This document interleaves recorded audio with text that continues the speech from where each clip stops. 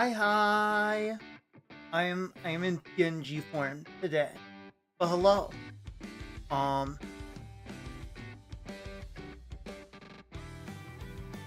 1 second.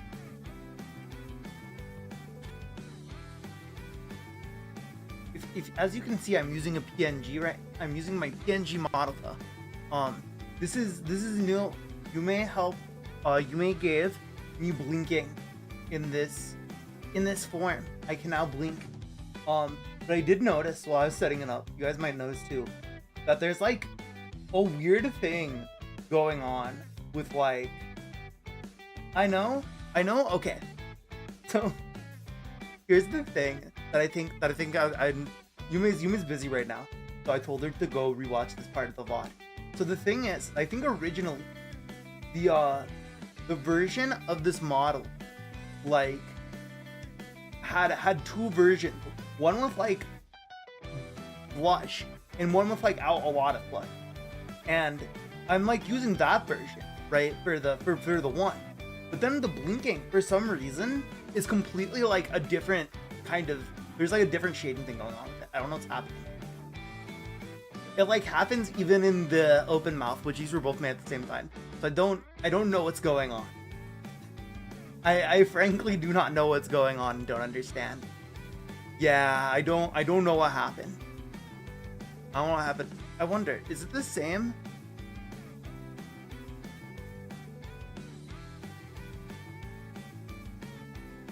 You know it is. It's weird. I wonder what she must have done something different with I wouldn't have noticed it. You know, that's fair. That's fair. I just noticed it while setting up and it bothered me. I was like, what is this? It's not like too big of a detail, but it's also kind of noticeable. I don't know. I don't know if I have like the smile with like total. Let me see.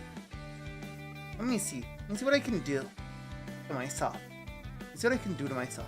Yeah, I decided to just go PNG because I'm tired and don't feel like setting up the VTuber studio. But I might set up VTuber studio. I also realized, I was like, I might stream Marvel Rivals. And then you know what I did when I started OBS? Or rather what I didn't do when I started OBS. That's the more important thing. It's about what I didn't do and not what I did do. It's a very, very key thing to playing Marvel Rivals on stream. Which is bullshit, and I shouldn't have to do it. It's dumb and I shouldn't have to do it, because I have a small brain, and you expect me to remember. You expect me to remember that. It's crazy. I can't remember that. I can barely remember to fold my clothes. I don't know. I can barely remember half the things that I want to talk about on a given stream. I am the streamer who's carried by chat. Carry me, chat, carry me. No, you know what's crazy? We are like technically almost done with the base game of Graces. That's insane. I can't believe we're almost done with the base game of Tales of Graces. It ended so soon. It ended so soon. I'm a little sad. Cause I'm glad there's the epilogue, the F part, because I wanted to keep going. I'm glad there's the F part because I want more. This is a completely different feeling. I've been loving it. I don't know. Like I'm starting to feel like I do it too much at this point. But this time it's topical. I feel like it was just such a like different experience from the experience I had with Arise, which I feel like is affecting how much I'm enjoying. Like, I think it's already really good, but it's just I really didn't like Arise, and so I'm like, this is peak. This is literally everything I needed after playing Arise. Everything I wanted and more. It's really good. It's really good. Like, I'm trying to think if I have any like major complaints. I think the one very minor like actual, just totally a nitpick thing, is I wish titles, I wish instead you had the ability to set what title you wanted the person to learn next after they got to 5 stars. That's like one of my only minor nitpicks. I think I have a couple more, but like in the broad scope of things, like there's way more positives than there are negatives. Like, I love the cast. I love the story is like kind of simple, and I feel like some parts of it were a little rushed. Like, this is gonna sound crazy. But hear me out. I feel like the actual plot section of Fendel dragged, and then when we got to the meat and potatoes of it, it was over so fast. Like, the Fendel was so long, and like half of it wasn't even the actual plot of the area. It took too long to get to the actual plot of the area. Like, that might be story-wise my only major gripe, is it has some weird pacing. But overall, it's fine. I definitely think the beginning is paced super well. But yeah, Fendel drags a bit, and then it like rushes its ending. It's really weird. Like, I'm gonna be real with you, I was not expecting Kurt to die. I feel like that was weird. I feel like that was a weird decision on the writer's part. I feel like they just didn't know what to do with the character. And so they were like, kill him, I guess. Like, that's what it felt like. It was like, I don't know what to do with this guy. I guess Malik needs some more motivation. Just kill him. Kill him, make him dead. Gotta give Malik something to angst. He already had his girlfriend. They could have just made him angst about his dead girlfriend more. I'm still not sure what their relationship was. I assumed it was like there was some romantic feelings between the two of them. But now he can angst about his dead boyfriend too. Man's doing the bi community proud. He's working double time. Give this man a raise. He's suffering for both the gay and straight people. Now that's a king. Now that's my king. Right there, that's my goat.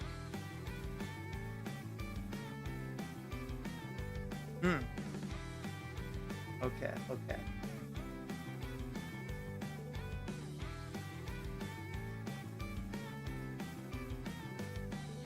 Do I have a version of this with...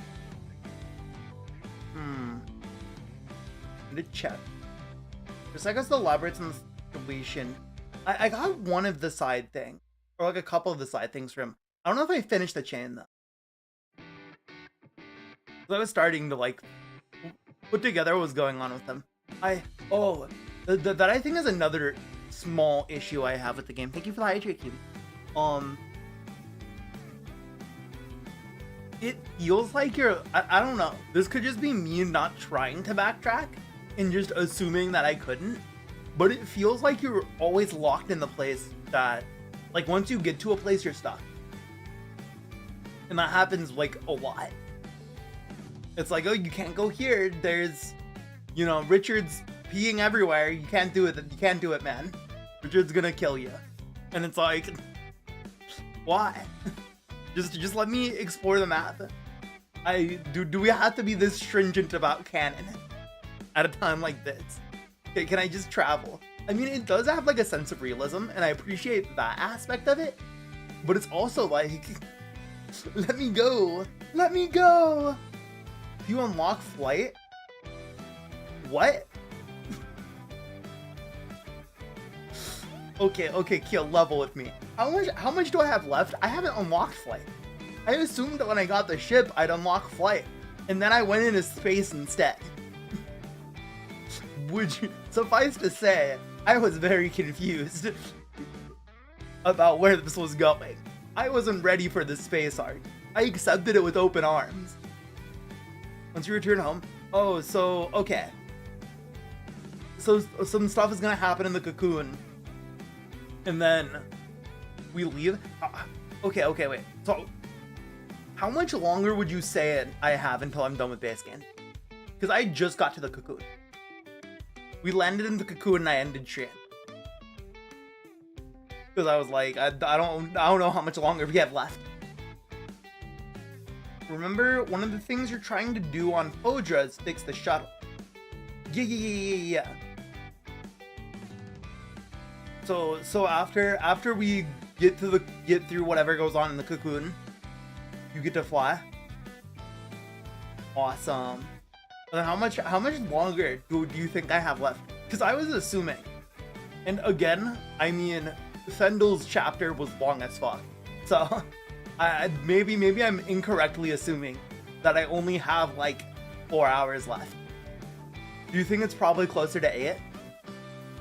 Not including any side content that I decide to do. Very close to the end. Okay. And is this I mean, it probably is. I'm assuming that once I beat the game, a lot of the side content will be blocked off. So do you think I should dedicate, basically my question is, should I dedicate my next stream of the game to just trying to do whatever side quest stuff I'm able to do right now? And then, as soon as I'm like free from Richard's cocoon, as soon as I break out of Richard's womb, calling it Richard's was on here. The Lambda's cocoon. It's Richard's womb.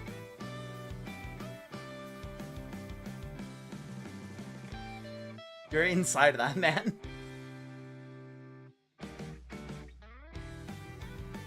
Once you beat the final boss, you can just reload the save, and there's actually more stuff to do. Oh, so most of the side quests are like not story gated? If so, that's pretty legendary. Because if I know one thing about Tales of games, especially around this era, they love their story progression gated side quests. Tales of Vesperia especially. You need a fucking guide to 100% that game, or you're going to miss something. Like how half of the main antagonist's interactions is just a random side quest chain, where if you don't do the first part of it, you will never catch up to it. And you have to do the most strange thing. Thankfully, Grace is the first game in the series not to do that. Bless. This is why Grace is his peak. Combat system? No, not that. It's the lack of time-gated side quests. That's awesome. Yeah, maybe we'll, instead of just going to punch Richard in the mouth, maybe instead we will take some time to do some side quests.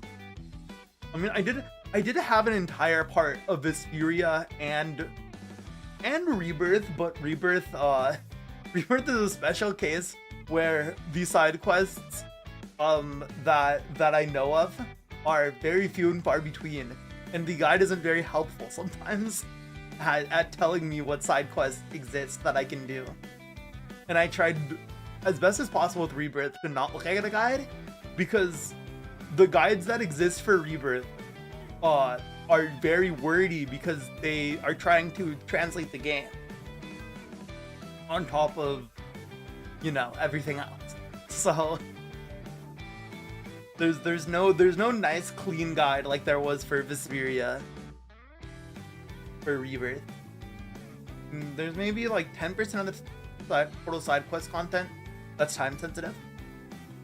I'm assuming it's stuff like obviously any side stuff that happens during the childhood arc is obviously very time sensitive. I can guess other stuff. I don't know.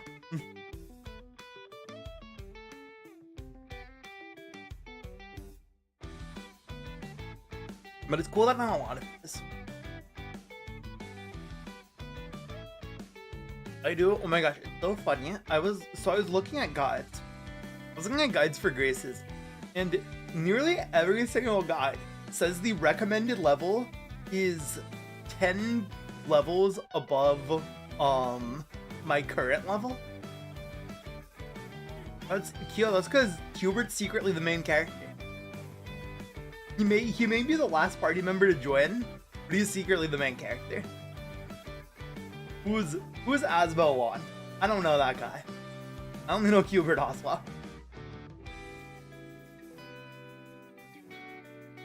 No, I do love Asbel. Asbel is very quickly becoming one of my favorite protagonists. He has some of the funniest bits in the series. And I don't know, he's just so endearing. He just has an endearing quality about him. Asbel's really cool. He's so stupid. He may be stupid, but he's our idiot. He may be an idiot, but he's our idiot.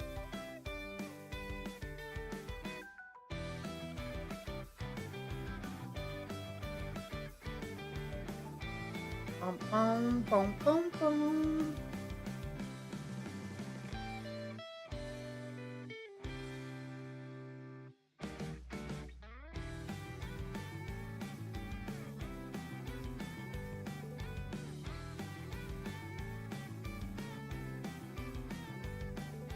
But yeah, I'm enjoying it a lot though. Greece is I think I think it's in competition with Vesperia for me right now. Not Berseria. I think I still like Berseria more. But I don't know. Honestly, if I really sit down and think about it, I don't know. I might like it more than Berseria. It's not impossible. I think I just like the cast a little bit more in Berseria. Like, I'm ever so slightly more fond of that cast.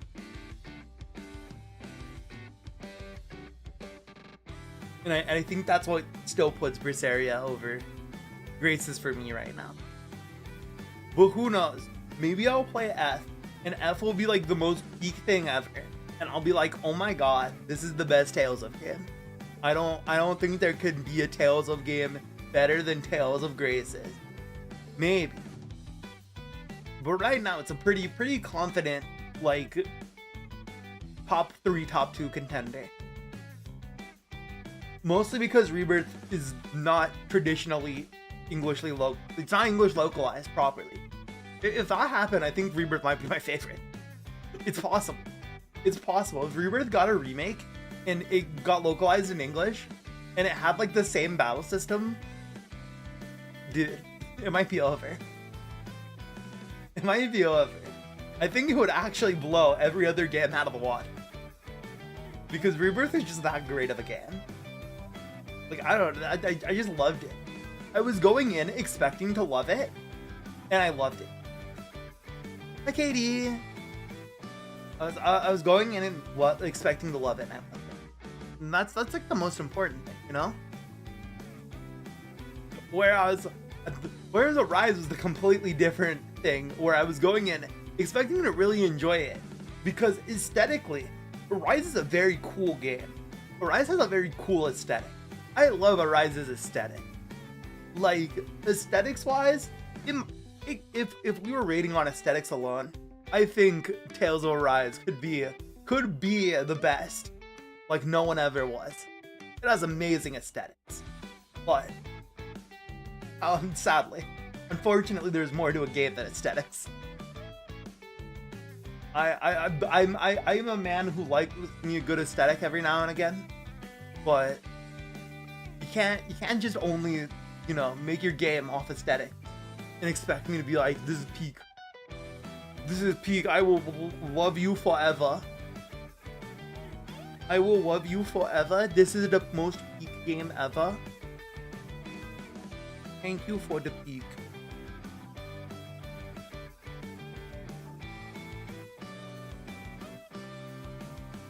It's like, I'm about to make this might be the meanest comparison I can make for Tales of Arise. Tales of Arise feels like the Dark Souls 2 of Tales of games. It's the Tales of game that takes the other Tales of game and is trying to do something similar to it, but like kind of fucks it up. And like it has endearing qualities to it, but you can't acknowledge it's a little messed up. It's a little like, you know, half-baked.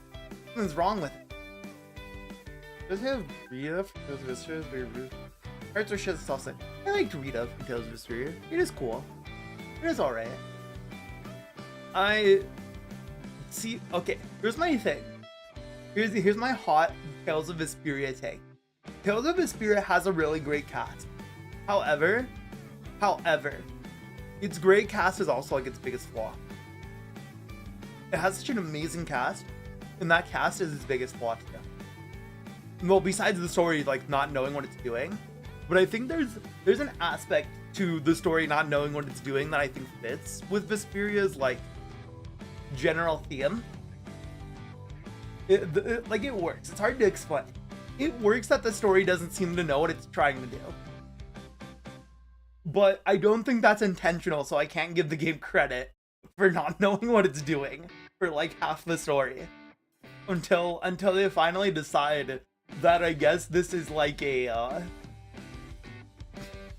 I don't it's a very like in a way it's what I kind of said this while I was playing Vesperia. It's a very global warming coded story.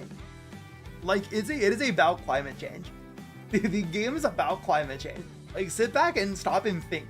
The game is literally about climate change, and in the end, the final boss battle is some dude who's like, you know what?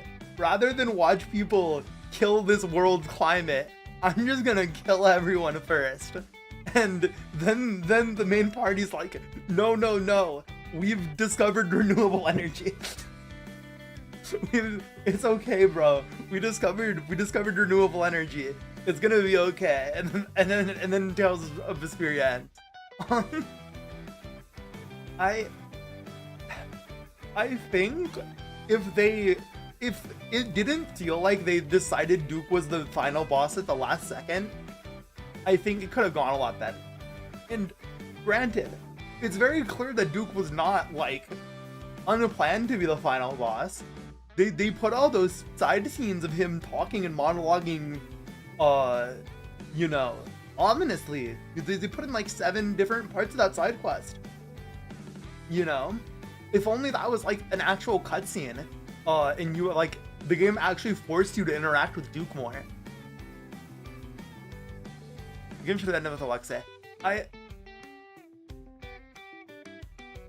think it would have worked better if Duke was the Act 2 final boss and Alexei was the main final boss. Because also they'll give more time to flesh out Alexei, because I think Alexei had potential to be a really cool and like interesting villain, but they had to compact everything he was doing into Act 2 once it was revealed that he was evil. Because I think in concept there's something interesting like in like a parallel to Yuri of how he's sort of this like hero knight, and everyone like respects him and thinks he can do no wrong, and that's why he's able to manipulate people. But in the end, like instead of really getting to see that from him, and like I don't know, like see more people who've been like completely twisted around his thumb, we instead we just get him being evil. They couldn't justify him doing crazy bullshit like Duke. I see. The thing is, I think they could have justified it because they laid the groundwork in like side stuff after they can only discover after you beat Alexei.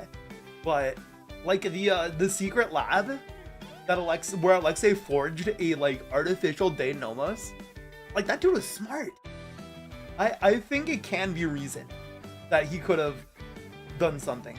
But yeah, Vesperia's biggest flaw is that the writing, I feel like the writing team wanted to write 3 different stories, and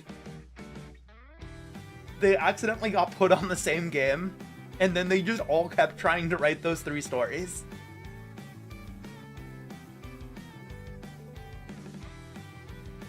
Because Vesperia has a lot of good moments, but like fuck if some of those good moments have nothing to do with like the actual core plot. Every act has a different writer, and clearly none of them were really communicating. Is that true? Or is that just like, are you just saying like that because I was like, yeah? because I believe it. If that was the case, yeah, I definitely believe that they have 3 different writers, because it feels like it kind of feels like. And don't even get me started. I think what upsets me the most about Tales of Vesperia's story isn't even that it's a mess. It's that they clearly had the opportunity to change things when they released the PS3 version, because they had no fucking issue introducing an entirely new character that could have, who knows, maybe ironed out some of the issues with the plot. You know, this whole new character that they're adding could have helped. Instead, she just gets this stupid fucking waste of time filler quest in the middle of like act. Is that like no, it's like at the beginning of Act 3. It's just shoved in the middle, isn't it? I forget when the Patty stuff happens. I was so annoyed. I was like, it doesn't help that in the dub. In the dub, those are the points where Troy Baker is not voicing Yuria, and you can tell. It's just like, oh, okay, it's time for the story to be bad, even worse. I think weirdly is putting it kindly. I don't understand why she was included. I genuinely do not understand. Like, other than the idea that Flynn needed a pair, because all the party members had a pair, but Flynn was kind of just left out to dry if he didn't have a pair. That's like the only thing I can think of, and even then she's not a very good pair for Flynn. Like, they could have just made like Sodia a party member, and that would have been 10 times more interesting. That would have been a million times more interesting, but then she'd have to join at the same time as Flynn, and that's the only issue there. She'd have to join whenever Flynn's around, but that'd also be so cool. I don't know, I think they could have just picked literally anyone. They could have made literally anyone a party member, and it would have been better than Patty. Make fucking Carol's girlfriend a party member. She would have been way better as a party member, and way more interesting. But then like it'd make more sense. Well, no, because then you could expand more on Raven and the Schwann thing. Because I think that like it's mentioned in side quests, but I also think that kind of gets dropped, you know? Like the whole him being a high-ranking captain in the Knights just kind of it's just like, okay, that happened anyway. They kind of forget about it, especially in the third act, like where arguably it could have been the most important. In like, yeah, technically Schwann died in the ruins or whatever, but come on. I don't know, I feel like they could have done more of it. It would have been more interesting. It doesn't even scratch the surface. No, and my least favorite part is you can feel the 2 different writers with Raven, or the 3 different writers with Raven, because in some scenes it feels like Raven is fully comfortable acknowledging that he was being two-faced. And then in other scenes, they like write it as if Raven had dissociative identity disorder. They write it like Raven has dissociative identity disorder. And he's just like, I don't know who that is. What are you talking about? Who's Schwann? And like, I could understand if it's a thing where it's like, he's trying to pretend. But also, like, what do you mean? It just makes him look stupid. Like, you're talking to this man who knows you're Schwann. Why are you pretending like you're not? Who cares? Like, who fucking cares, Raven? You're being so extra. Oh yeah, because he took the identity. I think I remember that like being brought up, like either in a side quest or a skit, that like he took on the identities of Schwann and Raven after Alexei revived him. I don't know. I think the issue is that Vesperia had too much cool stuff and they didn't know what to do with most of it. I don't think we got his name ever in like canon. Or not canon, but like main content. That's cool though. Or at least like pointed out to us as his name. That's cool. But it's just so silly. Like why? Why? Just why? Why did they make someone decision? There's so much backstory for the game. They get shoveled in the side novels. There's the side novels. There's the anime. I think what I admire about Vesperia is they clearly had like a grand ambition with it, similar to the Rise.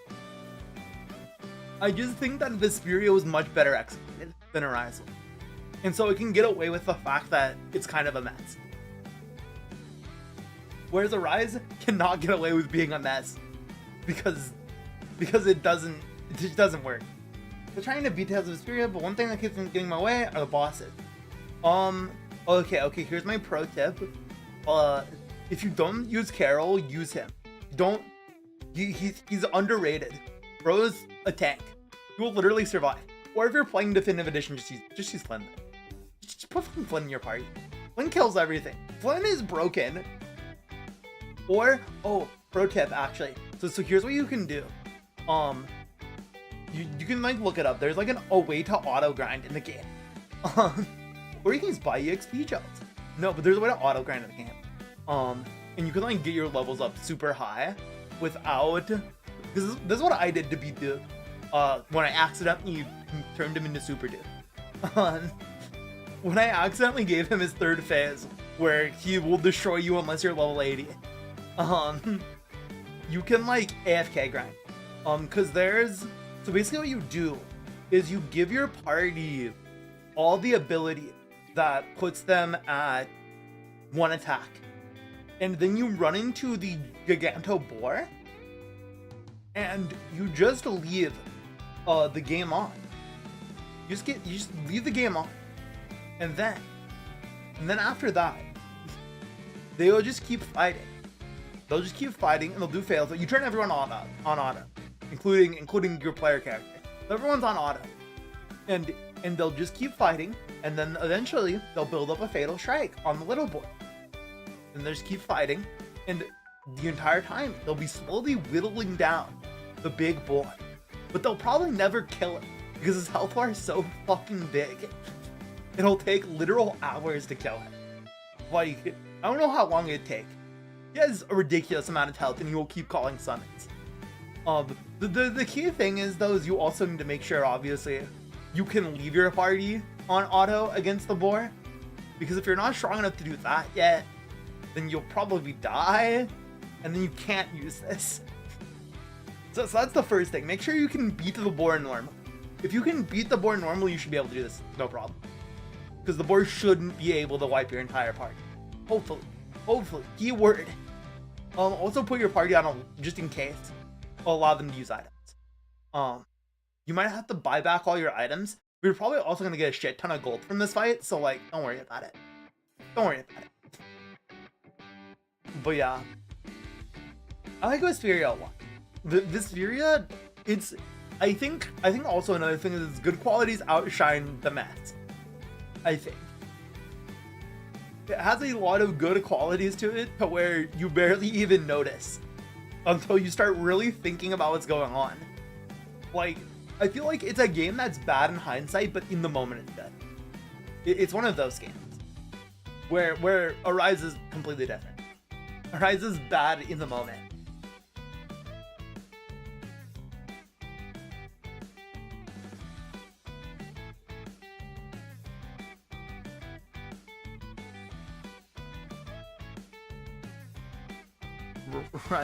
Rise is bad the second you turn it on.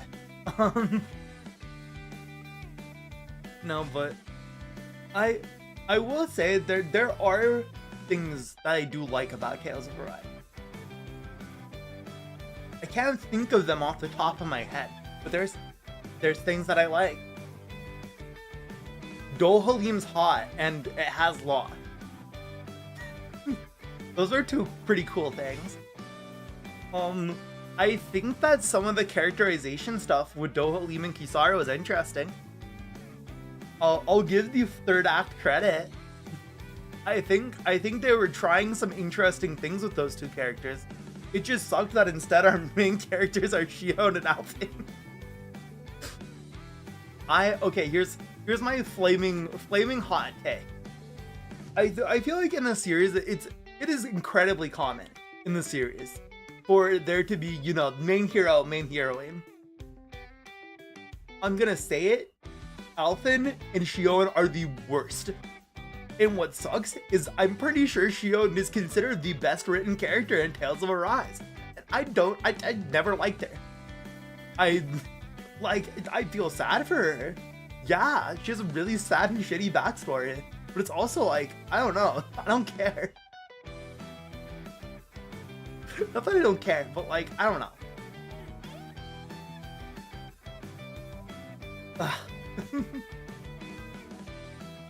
I feel like, okay, maybe this is a part of it.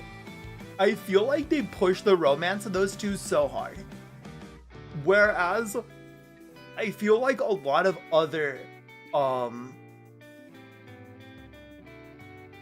like main protag boy, main heroine, male female duos are like not always the main love interest. Hi Yume. Okay, Yume. Watch when I blink. Also, I'm discovering I don't know if I have the smile without this like little bit of blush. But if you see when I blink, there's like a little like flash. I don't know, it's weird. I don't know what's going on. It's funked. I noticed it and I'm like, that doesn't look right. Yeah. I wasn't sure how to explain it in text. I figured it was an easy fix. I just wasn't sure how to like explain it. I was like, the blush in the blink is different. that was like gonna be my best guess. But it's like it's easier to just show you what's going on. I hope you're having a good day. Hope work was good. Or at least not too bad. And the edits to the drive folder, okay. Thank you, bestie. Well, yeah, I thought I fixed it. No worries. No worries.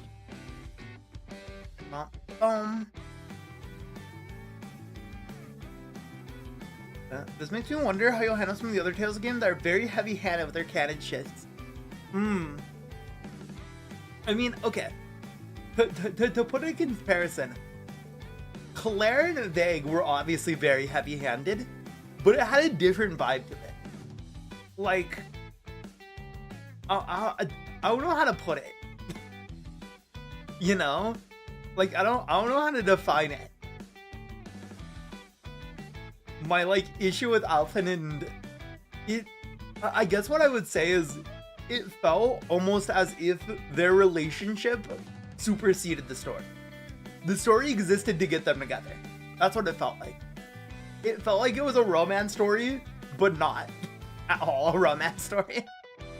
If that makes any sense. They felt like a romance pair. They felt like two characters in a romance, right? Surrounded by an action movie about revolution and liberating this world. And that's kind of a problem. I don't know. That's kind of like my issue. I mean, I'm sure the other heavy-handed pairings still feel natural. It felt like there were two characters who were, you know, like having their romance. It was just that the backdrop was them killing people and liberating different places. I don't know. It was weird. It was a weird vibe.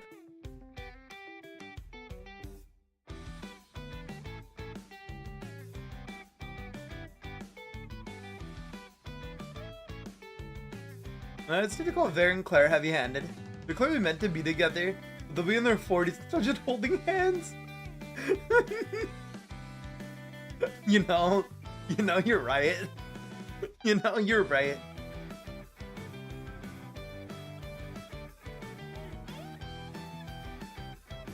you're actually so true. They're so clearly, very clearly, in love with each other. But there's like, oh no, that's my bestie, and it's like, yeah, your bestie, who both of you want to kiss each other. Vig was so down bad for Claire that he almost. This is gonna sound terrible. I shouldn't word it that way. Let's be nice to Vig. Let's be charitable. He didn't like that Claire was in someone else's body. It upset him that much. That's how much he likes Claire. There we go. That's the nice way of putting it. They're both super into each other, but don't understand that they're each other. And I think the best part is literally everyone in the cast knows. It's literally like no secret to everyone in the cast. Everyone's just like, can you guys date already? Like, what are you doing?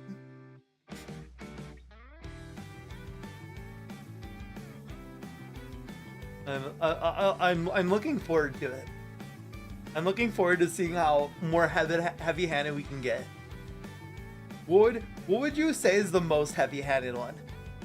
I've heard, I don't know, from what I've experienced of them, which is literally their cameo in Berseria in like playing 5 seconds of Zillia, is that Jude and Mila, I don't know, I could see them having a heavy-handed dynamic, but also they seem like besties. I don't know, that was the vibe I got. Was there was like, from my memory of in Berseria, it was just like, that's my goat. that was the vibe they had.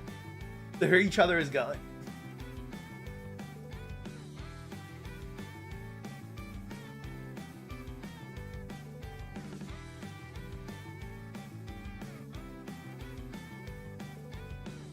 Jude and Mila are pretty heavy-handed. Tor and Kohaku. I mean, I guess it would depend on how the rest of the story is around it. Dawn and Root. Cause the big issue with the Rise is it has that heavy-handed element, and the story's not very good. And it's just not very good. The main antagonist is the most memeable man ever. Like Richard is literally possessed by like a demonic entity and fails to be more edgy than Volron. I don't know how they cooked Volron, but they cooked him wrong. He came out incorrect. As someone who loves Volron, and I think maybe one of my favorite parts of the game was that Nan, because whenever he was on the screen, but I'd say they're all better written than Afenchia.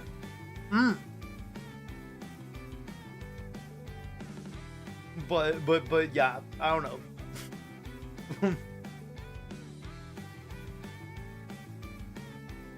Tales of Arise will forever be the game with Volron in it. And that is both its biggest like positive trait and its biggest negative trait is having Volron in it. Because Volron's hilarious. The only issue is he's seriously the main antagonist. Like he is very seriously the final boss. Like they very seriously make you 1v1. And he is the only human entity that you can really point at and say, this is the real big bad. Because the Great Spirit, kind of just an ambiguous thing. Volron, he's your biggest hater. He just fucking hates you for literally no reason. There's no reason he hates you. He just doesn't like you, and he just wants to rule everything. What did he say? He wants to create a kingdom of death and destruction. That guy was so edgy. Literally. Like, what is wrong with him? How can Richard be possessed by Lambda, who, like, as far as my understanding was like this artificial life form who became this like demonic entity? How could Richard be possessed by him and to still fail in every regard to match the pure edge and hater level of Volron. I feel like he doesn't even come close. He's just very angry. He's just very angry and childish. Like, he doesn't come close to the pure petty. The pure pettiness of the best and worst part of Tales of Arise.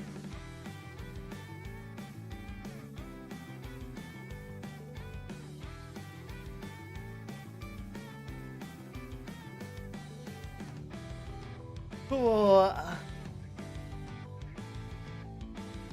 it's just silly. Richard's depressed, Volron's a hater. Yeah?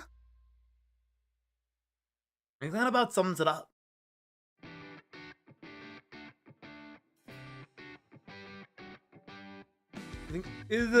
Tell me, Kyo, is there another antagonist who even comes close to the level of Volron? Is there anyone who can be quite as like just purely malicious for no fucking reason? Cause like, man was reaching the pettiness that was when fucking Anominat in Berseria like just showed up out of nowhere. Purely for no reason other than to give himself a mental breakdown. That was literally the only reason he showed up. Like, that's the level of pettiness that Volron operates on the entire time he is on screen.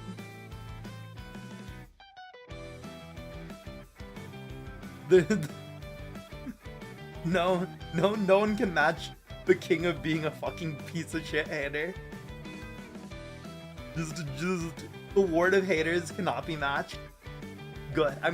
I'm very glad. I'm very glad that that's the case. Cause you know, I just can't imagine it. No, you know who might be the only person who matches. It usually bothers to make their antagonist compelling. You know the only person who matches the pettiness of Volron? Zoggy. Zoggy Tales of Vesperia. He's not the main antagonist, but boy does he show up to just be a dickhead random. And for some reason, something possessed the Tales of oh shit, ad. Ad.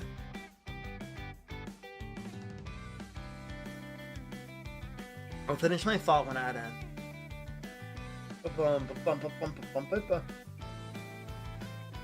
I'll finish my thought, particularly about Volron, and finished awesome. Let me go to Google Drive right now. Maybe I can see if I can find the no blush, because I probably just missed it and didn't download it. I'm very good at that.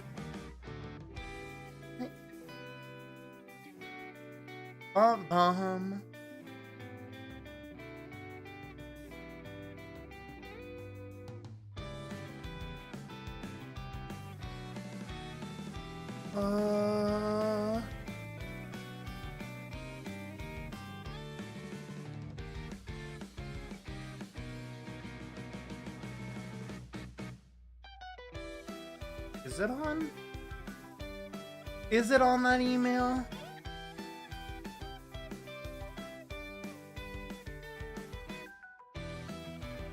Totally is. It totally is.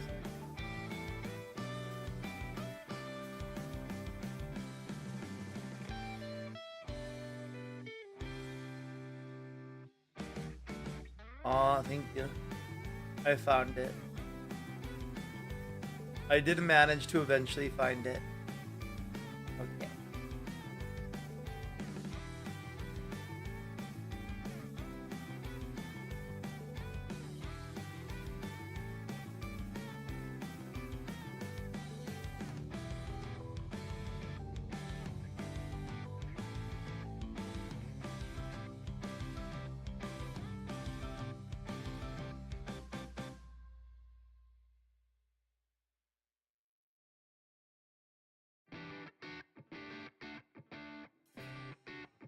Okay.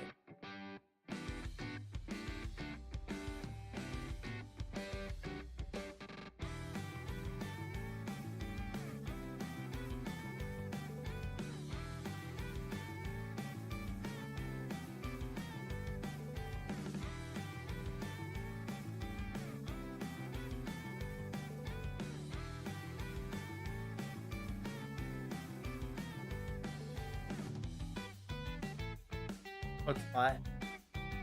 Oh, it's 5. Oh. I was like, wait, where's that one?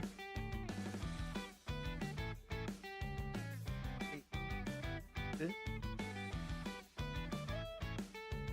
Ah. Free from ad jail, let's go. So what I was gonna say is the writers of Tales of Orion decided, oh wait, what did I mess up? Oh, did not change that one.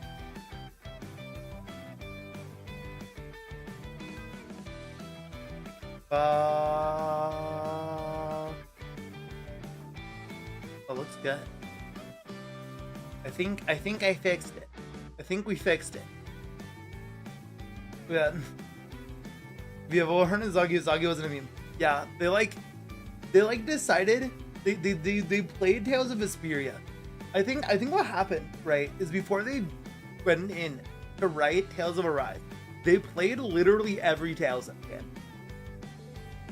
My source is, and I might make this now a running thing, where I try to point out plot points that Tales of Arise just stole from another Tales game.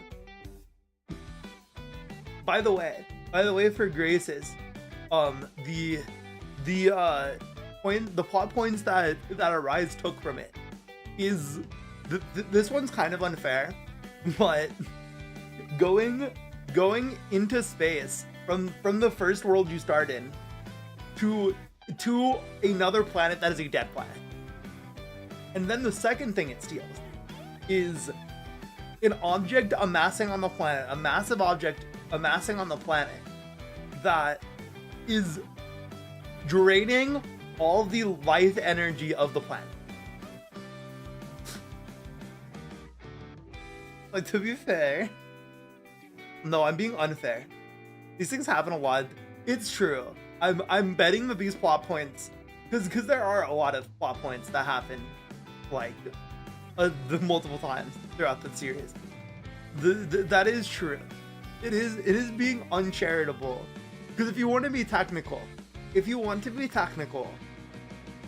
in Tales of Symphonia, you also go to another world. Now, granted, completely different context.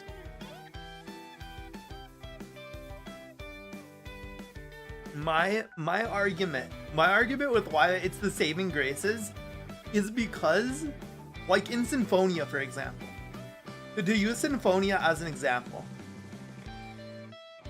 in Symphonia, you go from one world to another world. That's still technically the same world. The two worlds were just split in half by the main attack.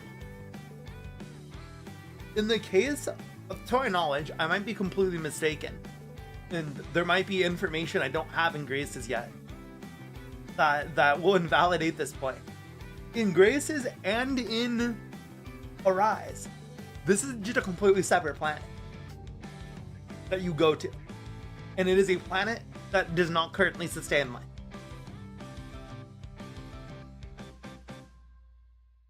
And the main antagonist is from that planet.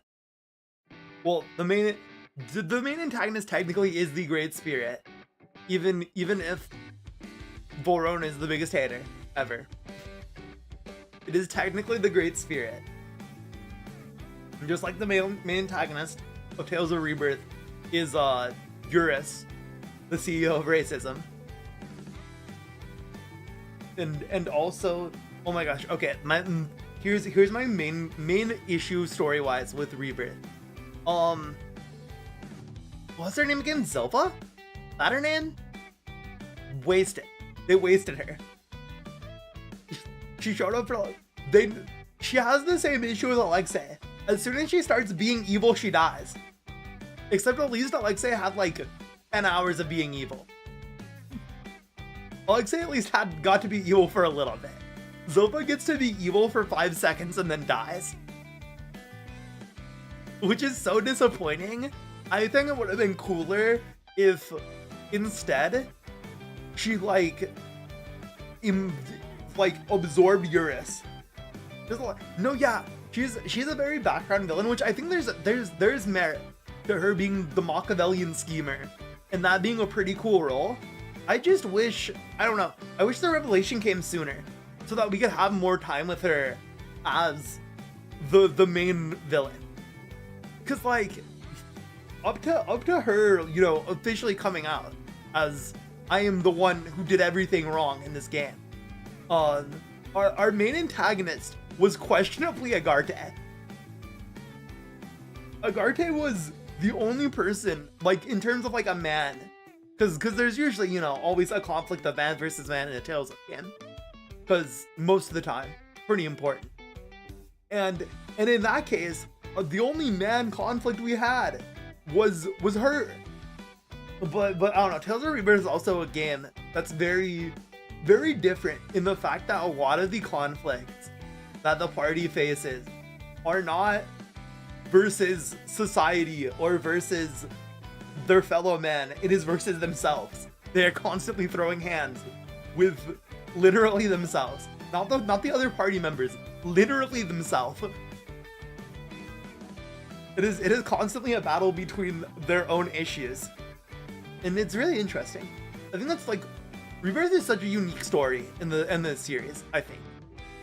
Like, I feel like if there's any game that I don't think I'll see a lot of the tropes copied from, without like it just being the very obvious, like bare bones things that exist in every Tales of game, racism, like, yeah. Except Graces. Fun fact, I'm pretty sure Graces is the only Tales of a game I've encountered where there's no racism. I haven't encountered it yet. Now, you could be technical and be like, well, the different, like, countries don't like each other. But, like, we never really see discrimination between the countries. When shit goes down, they squad up immediately. There's racism? Where? Am I getting to it? Have I just not encountered the racism? Am I about to be really awakened to think that Graces is this Puritan society where they've finally erased racism? No, not my baby, not my baby Tales of Graces. Oh, you know who I bet the CEO of racism in this game is then? I have one strong bet. The Fortunes deserve. I knew it. I was about to say Emerald's racist for sure. I can already tell because literally one of the first skit you get when you enter the cocoon is her constantly speaking for Sophie.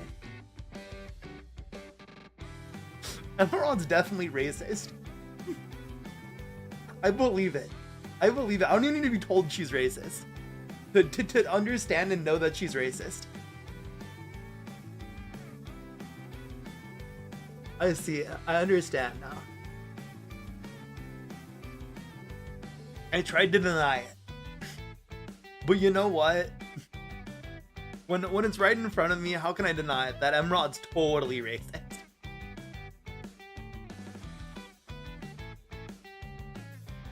I haven't even gotten to like any reveal of her actually being evil, but it's just so obvious that she is. It's like, come on, look at her. She looks like an evil, like, queen lady. She talks like an evil queen lady. And to top it all off, she gives serious mythos vibes. Except even worse, because she just sits in the bottom of the status menu, staring directly at the player when you look at her in the status menu. She's just looking at you. She's just looking dead at you. That's untrustworthy. No pose? What? Well, you're too good to strike a pose. You can't even look at her status. She doesn't want you to know about her. She don't want you to know about your. Why does she not want you? She's gonna stab you in the back. She's looking forward to it. I'm telling my prediction. My prediction, Kyo, this might be off base. She might not be planning to do this, but I can totally see her planning to do this. Is like once like the Lambda situation is dealt with, I feel like she's totally going to be like, okay, time to take all the energy, all the Elithor on the planet, so I can revive Foldra. That sounds like what you do. That sounds like her. Like, that's the vibe I get from her. Is she's working with us now. She's like, you know, keeping up her nice front, and then when we least expect it, boom, knife, right in the back. This is gonna happen.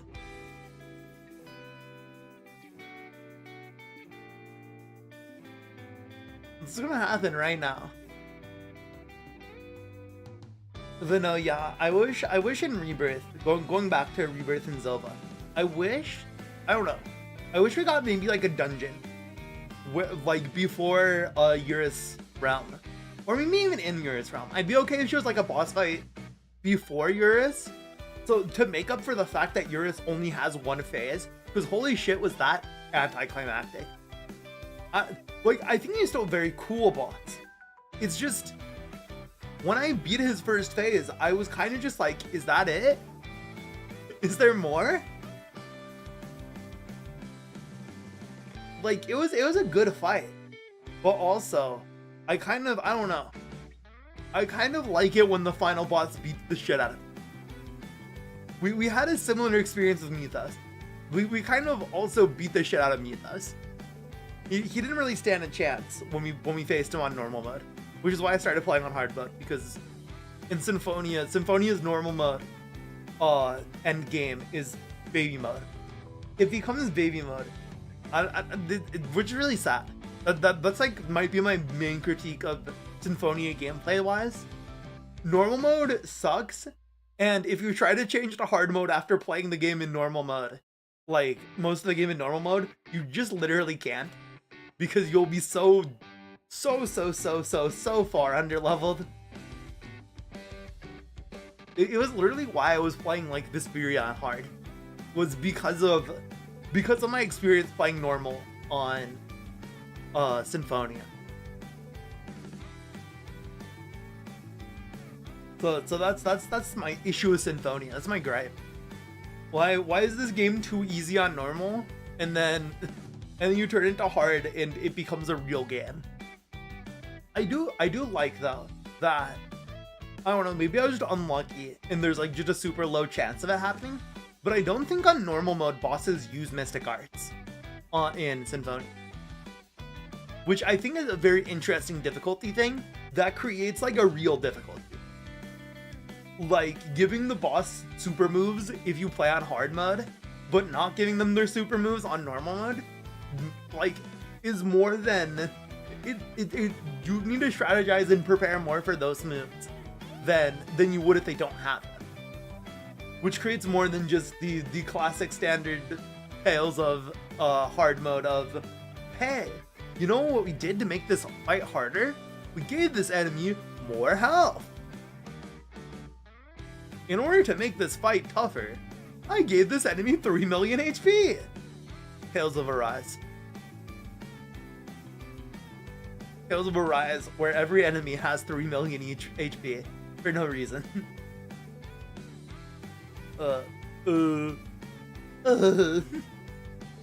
I feel bad that we're almost completely done with the base game of Graces. Something that's weird about it, the original Symphonia only had Mystic Arts on Lord Genus, Colette, and Mythos. Wow. That's... Wait, so could Sheena not use her, like, summons, then? In battle? Because don't those count as Mystic Arts? They usually do. Yeah. That's so interesting. I don't even...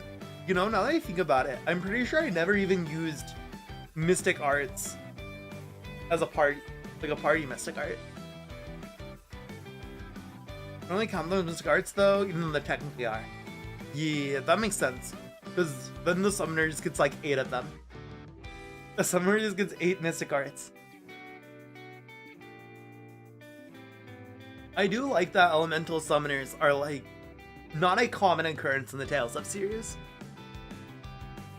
Like, they show up every once in a while and they're very cool when they do. But then other than that, it's not like a staple thing. Like, of the ones I played, I think I only can recall there being 2 like proper elemental summoners if you don't count whatever the fuck Saray's doing as being an elemental summoner. Looking up to PS2, they added Mystic Arts to the whole party and the secret boss. So wait, does like boss fight Kratos, Ewan? I'm trying to think of like big guys who'd have a mystic art. Ewan should have a mystic art for sure when you fight him. Bota, I can see Bota also having a mystic art. Kratos, obviously, because he's a party member. Who else? What's another boss? What's another boss? I'm trying to think of the. I feel like a lot of these like 4. What were they called? The 4 dickheads who ran the human ranches. Maybe for Cestus, he could have a mystic art. I don't think any of the other ones should have a mystic art.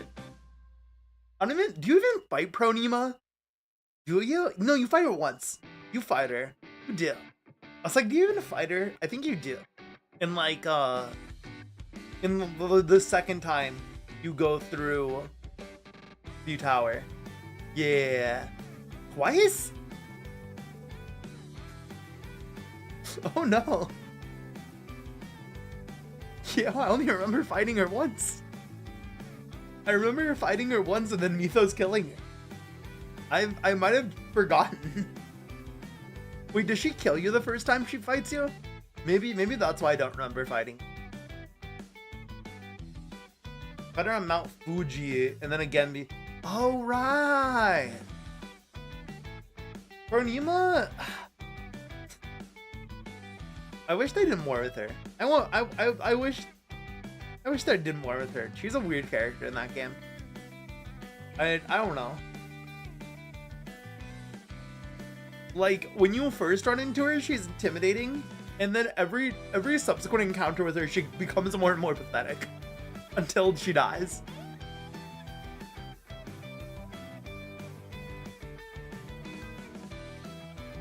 I do think, in terms of antagonists, I mean, no antagonist has been Artorias Cold. I don't think that any antagonist in Tales of is going to be Artorias Coldbrand for me. Because that man is just like, literally everything. Literally everything I want from an antagonist is Artorias Coldbrand. But Mythos is also a lot of things that I love in an antagonist. Like, oh man, she's just kind of there to girl boss and that's it. She's a girl boss, girl fail. Because once she starts girl failing, she doesn't stop. That's kind of a constant for female Tales of antagonists. Once they start girl failing, it's all downhill from there. But they can girl boss it up until then. Shout out Zova. Shout out Agarte. No, Agarte's girl failure the entire time. And then she girl succeeds one time. One time in her life, Agarte girl succeeds. And then you know what happens to Agarte? You know what happens to Agarte when she girl succeeds? SMH. I'm not gonna say it because I want more people to play Tales of Rise. I'm sorry, Nietzsche.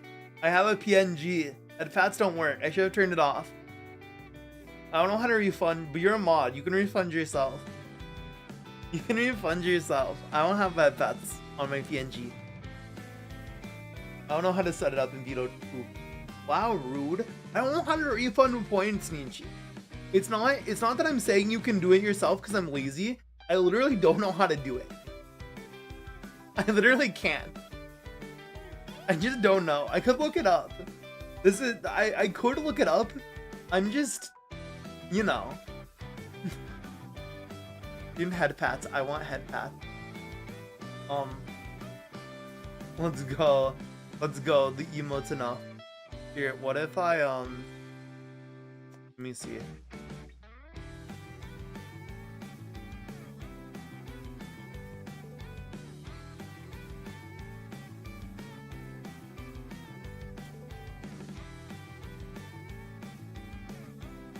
Little guy, disclaimer, welcome in. Going back to my book now. You need a care package, thank you.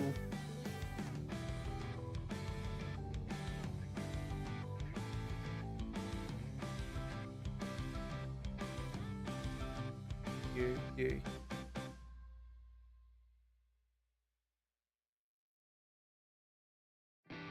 We can have this.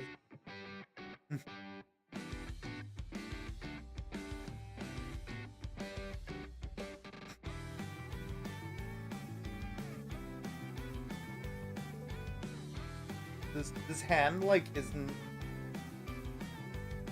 into like there we go. There we go, I fixed it.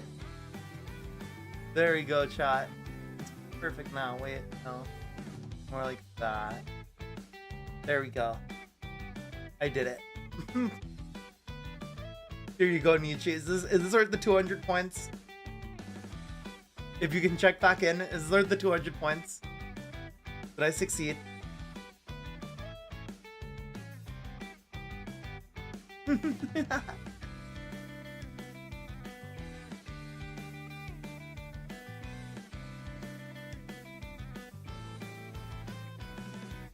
I guess it works, I guess, right? There you go. There you go. Or even like move it up and down. There we go.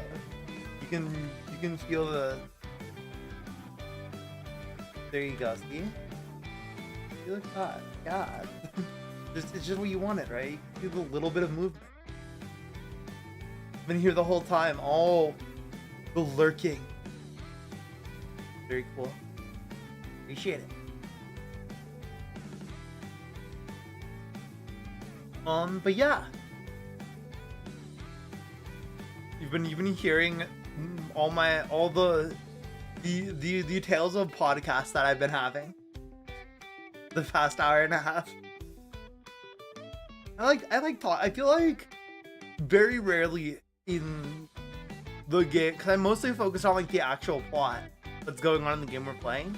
I very rarely like get the time to actually reflect on like the previous game that we played.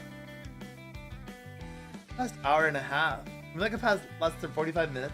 I've been mostly talking about it for the entire time of the stream, though. That's my point. That's the point, Ichi. Or do you mean not the entire time that you've been lurking?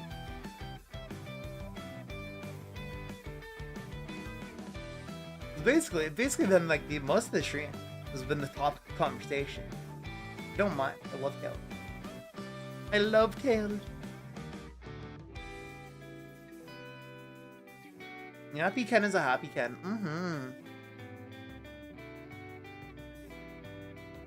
Wait, I wish. I do wish that coming on to Marvel's Kairu, nice, have fun. I do just wish that sometime some of the antagonists, such as Zova, I feel like have trouble being present in the plot enough for me to be like, for them to feel like they have good presence, but sometimes it's not always a good thing. I mean, look at Volron. Every time he shows up, his character gets worse. Every time he shows up, he gets worse. It's like actually comedic. Like, you're the first time he shows up and he's like, it's like, ooh, the cool, edgy, mysterious swords. And he disappears, which, who knows why he was over there. So I was lurking here in the Yath and I was like, let's go. Who knows, right? Who knows why Boron was there. Doing whatever. Vibing. Absolutely vibrate. But he was there. He was sure there. certain. Um, and then he shows up again to beat the shit out of the party and try to kill Hoodle. And it's like, oh man, this guy is like, I hate this guy. He's a dickhead. Here's how you feel about this series. You got more games under your belt. Like as a whole, I mean, right now, at almost 6 done, no, almost 5 done, right? Well, no, I played 7, right? Let me count how many games I played. So I played I played Zisteria and Berseria before I ever streamed. Then I streamed Symphonia, Vesperia, Rebirth, Arise, Graces. So Graces would be my 7th. I almost finished 7th. They're pretty similar taste to me. Your experience with the series are totally different from me. They're a lot newer to it. And I'm experiencing them in like a very wacky order. Because I'm sure it is very odd. Well, no, because I guess there's some people who've gone Arise Graces because of it being Graces remasters. So I'm sure it's not like a completely uncommon thing to be playing Graces after Arise. But I'm sure 99.9% of Tales of fans did not play Rebirth immediately before playing Arise. I highly doubt that. I'm sure I'm in like the 0.1% of Tales fans with that experience. I'm sure there's one other person who's played Tales of Arise and then, or Tales of Rebirth and then Arise. Maybe one other person.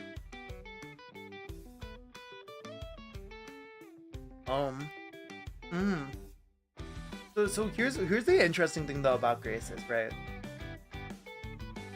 We're almost done with it, but it has an epilogue, which means it has the potential to be as long as Vesperia was. Because it took us like 20 parts to finish Vesperia, mostly because I played like 80% of it on hard mode and kept dying over and over again.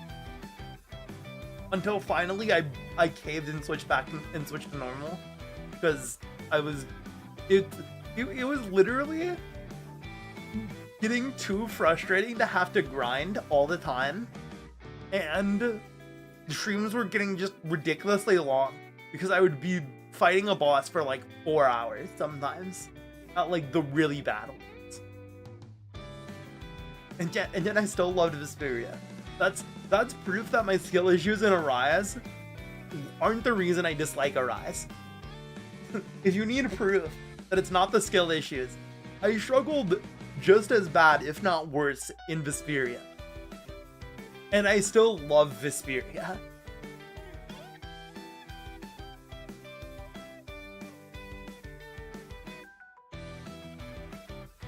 But y'all, I'm excited. I think the tool I am most excited for now, because originally the one I was the most excited for, fun fact, was Tales of Arise. I was so excited to get to Tales of Arise. But now I think the two I'm the most excited for are probably Abyss and Legendia, for two completely different reasons. Like literally the exact opposite reasons. I heard that Abyss is like the one everyone's like, if not, it's the best Tales of game, it's the best Tales of story, is what I've heard. Like, if not the best game, the best story. And as a Berseria stan, as a Berseria lover, I must evaluate it myself. It is necessary for me to evaluate this myself and come to my own conclusion on whether or not it could possibly be better than the best Tales of game. The jury's out on it. But I've heard a lot of good things about Abyss. Legendia, on the other hand, I've heard has a really good soundtrack.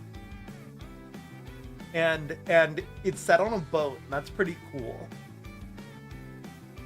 And besides that, you know what I've heard about Tales of Legendia? It's bad. It's terrible. You shouldn't play it. Just play literally any other Tales of game. It's better. It's more a better use of your time than playing fucking Legendia.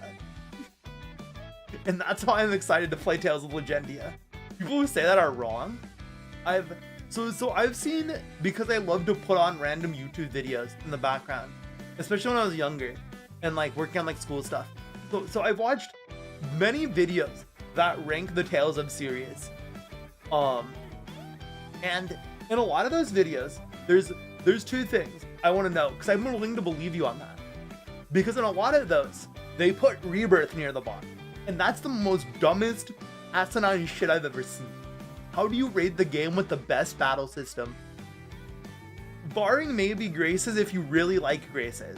And Graces has a really good combat system. It feels so fun to play. But how do you put the one with the best combat system? Just objectively, I don't think Tales of Combat feels better than it does in Rebirth. Once you like really get in the nitty gritty of it, it just feels so good. And it's so complex and like, oh, it's just so good. 3-lane battle system, my beloved. I hope that they ever remake Tales of Rebirth, even if it's like, right, it's like in 3D and not using pixel anymore. I still hope they keep the 3-line linear motion battle system. Because the 3-line linear motion battle system is peak. Like, I don't need to be able to walk around the circle. I am just fine battling in 3 isometric parallel lines. That's okay with me. I don't need the fancy circle. Okay? Just be straight with me. I wanna be on the lines. With Legendia, that its gameplay is kind of dog water. It's got amazing music. Honestly, its writing is actually really good. I've heard two things.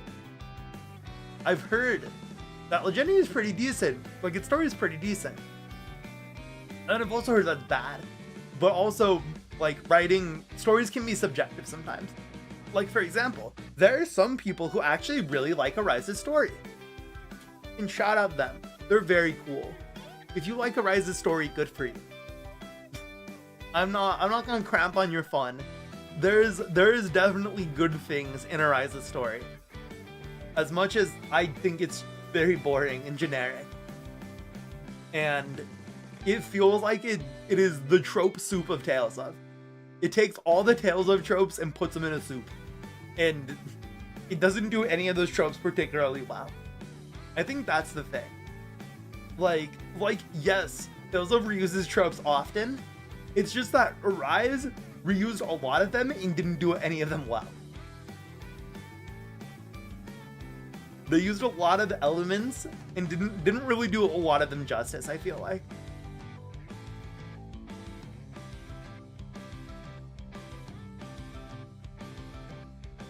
But anyway, shitting on Arise is my hobby. What's important here is yeah, I'm looking forward. I've owned Legendia on the PS2 for years. Same with Abyss. I've owned both Abyss and Legendia on the PS2. I need to get. I think I'm gonna buy a new PS2. The main issue with that is it's gonna be really expensive. To buy a new PS2. Because my current PS2 has like a messed up disk drive. It's like disk tray is completely fucked up. And it can still read discs. It's just an absolute pain to get them out and put them in. And granted, when I'm streaming a game, usually 9 times out of 10, I do not have to take out the game. But I just don't want to deal with it. And so I probably will invest in getting a slim PS2. Because my fat PS2 is messed up. I used to own a slim PS2. I don't know where it went. I don't know what happened. I don't know if it was like taken by like someone, or if we gave it away, or if we sold it, or if, I don't know, if it got thrown out between, you know, moving guild halls. I don't know what happened. I really don't. So, like, I don't know. I'd love to see that slim PS2 again, because it would have literally allowed me who play Tales of Rebirth on official hardware. And granted, I did abuse my completely normal PS2 his ability to save randomly at will a couple of times while playing Rebirth. I did do that in order to go back and do side quests, but counterpoint. Ready for my counterpoint of the century? I still would have rather played it on the PS2. And if I played it on the PS2, I would have just made save points. I would have been like more stringent about the save point. It's all legal. I don't think it was bad. Oh no, I just like making the joke this game. It's like making the joke, you know. My totally legal PS2. It just so happens to also run on my computer. Yeah. I do own Tales of Rebirth. I didn't purchase Tales of Rebirth. Now, granted, it was secondhand, and Bandai Namco made no money off it. But hey, I didn't pirate it. That's one of the things with like game piracy for me. The PS2 is a computer, exactly. Disclaimer gets it. No, but so my thing with the game piracy, I've sort of come to this conclusion with like older games, is piracy is always an issue, more often than not, of accessibility. This is why Netflix was able to blow, right? Because people didn't want to go rent it from Blockbuster. People didn't want to go buy the DVD for like $20. No. But then you introduce this streaming service where for like $7 a month, accessibility but also pricing, exactly. Where for like $7 a month, you can, well, I feel like pricing is a part of accessibility, right? Like a little bit. Pricing affects accessibility. It's a factor within accessibility. That's why I've said like blanket accessibility. But anyways, you know, a lot more people just started using that, and piracy dropped because Netflix existed. The one game I'll always advocate, I mean, there's a bunch of games like this, but the one like specific game I'll always advocate people pirating is Fire Emblem Path of Radiance. Because, and granted, when the Nintendo Switch 2 launches, and it will eventually feature on their Nintendo Online membership, if you own the Switch 2, which costs $500, if you own the Switch 2 and pay for the membership, that if you don't have a family plan, costs like $60 a year. If you accomplish all of that, alright, if you accomplish all of that stuff, then you can play Fire Emblem Path of Radiance. You can also spend the same amount of money buying it from some dude on eBay. Isn't that beautiful, chat?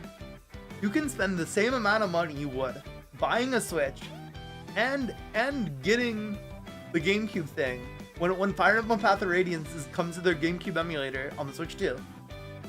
You spend the same amount of money to buy it on eBay. Beautiful. Beautiful. Now, one could argue that you should just get the Switch 2 because there's a lot more benefits to spending that much money on the Switch 2 than buying Fire Emblem Path of Radiance. But I'm here to argue that if really all you want to do is play Fire Emblem Path of Radiance, just look up Dolphin Emulator. And then ask on Twitter if someone can send you the ROM, and you'd be surprised. You'd be surprised to know that does not cause you to be sent a virus. No, this literally happened to me. I literally just asked, hey, does anyone have, I opened a Twitter and I was like, hey, does anyone have a ROM of this game? And within like an hour, someone went into my DMs and was like, yo, I do have this ROM. I do have this ISO file. Here you go. Here's the drive. because the Fire Emblem community is just based. The Fire Emblem community is just based, and I'd play more Fire Emblem on this channel if I wasn't trying to play every Tales of game. That's like the main reason I don't play more Fire Emblem here, is because it is actually a struggle. It is an active struggle right now to get through all these Tales of games. And man, maybe I'll take a break. Maybe once I get like halfway through, I'll play a Fire Emblem game and then Nier Automata, and then we'll go back to a Tales of game. Maybe once we're like halfway through all of them. Because what, we're almost through with 5. There's 17 in total, right? Or 19, depending on if you want to count. If you want to just be nice to Tales of Tempest and Tales of Symphonia Dawn of the New World, which, God, whenever I think of Tales of Symphonia Dawn of the New World, every time I think of that game, I don't want to play it. Their main game, okay, but hear me out. One is 10 hours long, and literally everyone, like, it literally sometimes is barely counted by fans as being a real game. And the other one is Tales of Symphonia Dawn of the New World, where Orion Escalis sent me a song from the OST of the game and then said, there, you've experienced Tales of Symphonia Dawn of the New World. That's all you needed.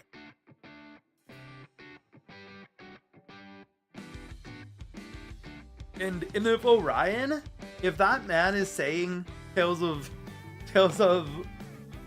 Symphonia 2 is bad, I'm willing to trust him. That man has good takes.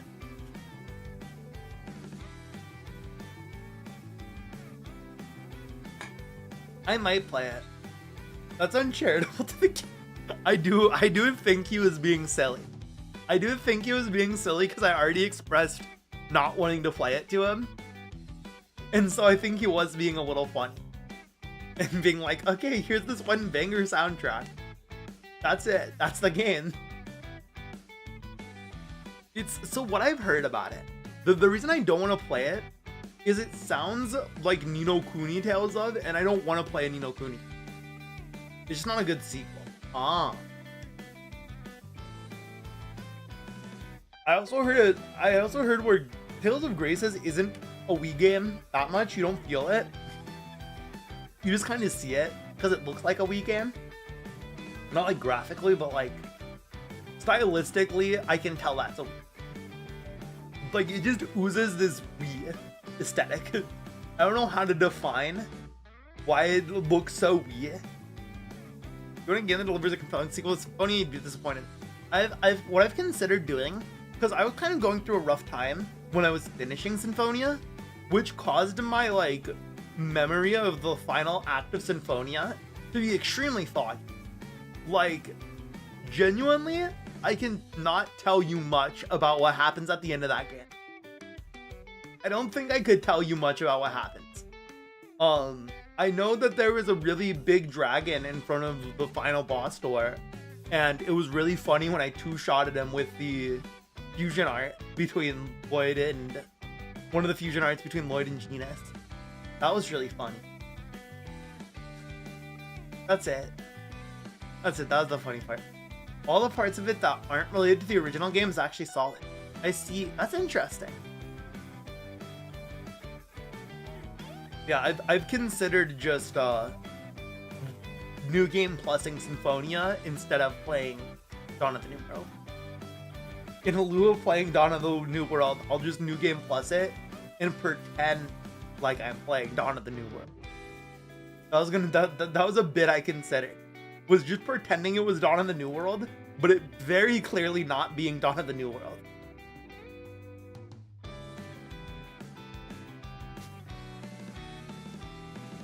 But you know, it's Dawn of the New World, baby.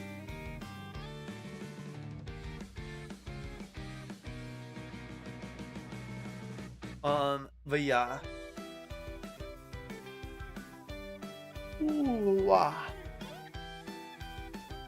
I do. I do want to play Tempest. I think so. Here's my legitimate strategy. I have heard that Tales of Tempest is a 10-hour game. I think my plan when I play Tales of Tempest is to play it in one day. I think, hear me out, I think that might be the best way for me to experience the game, because if it's truly as mid as everyone says it is, I won't say bad, I'll say mid to be nice to it. If it's truly as mid as everyone says it is, then I feel like maybe I won't get as, you know, kerfuffled with the mid if I just experience it all in one sitting. If I just sit down one time, it'll make you mad. By the end of the 10-hour stream, I'll be ripping my hair out. It has a worse version of Rebirth's battle system? Impossible. You can't have a worse version of Rebirth's battle system because Rebirth's battle system is the best battle system. So being worse than Rebirth's battle system just makes you like, I don't know, Tales of Arise's battle system, which is like serviceable. It could be the best battle system, but then they put like a stupid mechanic where for some reason every single support spell in the game is tied to this one meter that has no way of replenishing except by sleeping or certain abilities. And even then, those abilities aren't very fucking useful. Or you can spend 3,000 gold on orange shells. Or 6,000 gold on pineapple gel.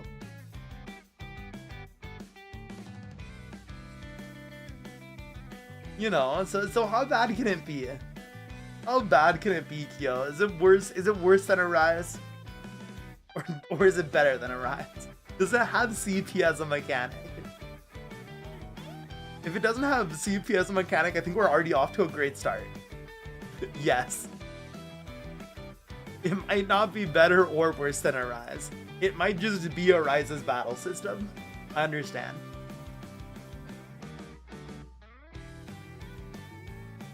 Tales of Tempest. No, I feel like this game is just so interesting.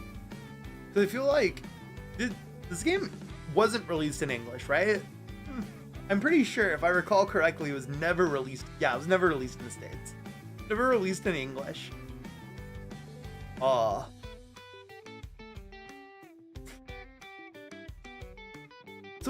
is it actually like 10 hours long? Is that real? I've heard it's 10 hours long. Is it really truly 10 hours long? Like, ish, give or take. Oh my god. It's alright. A glorified tech demo for the DS that became a real game.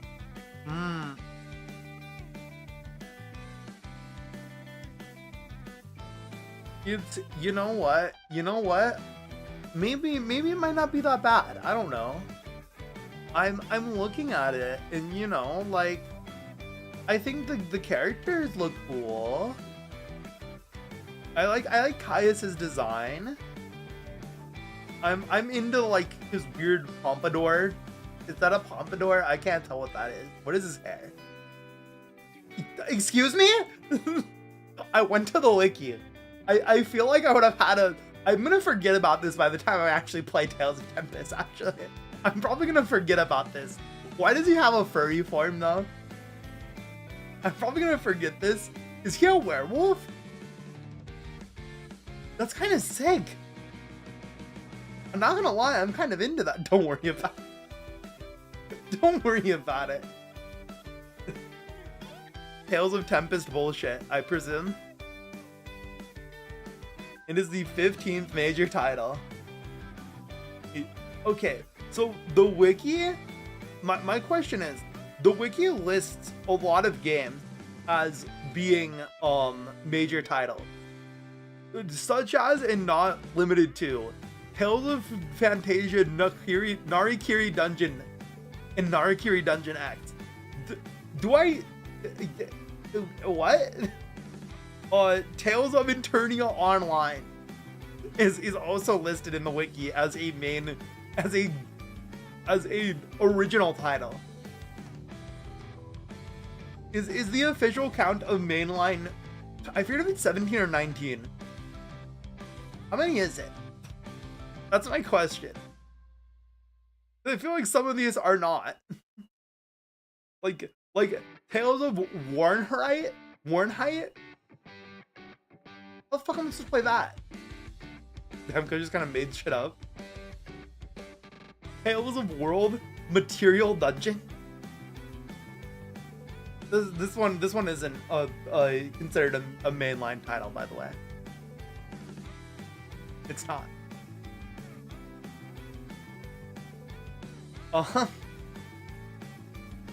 We know it is considered a mainline title. Never mind, I'm a liar. It's the 17th. Wait, no, but it wasn't Tempest the 17th mainline title? Make up your mind. No, Tempest was the 15th. This is stupid. This wiki is stupid. What do you mean? What do you mean? Why are there 34 main titles? That's not right. I'm not playing those. I'm not playing the mobile games, chat. To be clear. I'm not counting any of the mobile games. The Celia wiki is a disaster. I can tell. What's Tales of Breaker? Another mobile. I'm excited for Hearts R. I think I remember, Kyo, you mentioned Hearts was your favorite, right? Or at least like one of your favorites?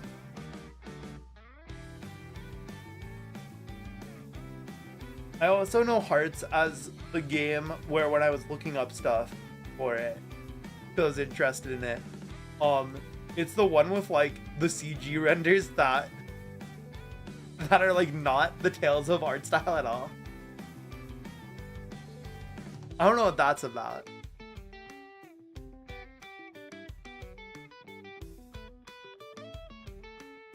I like Core's design.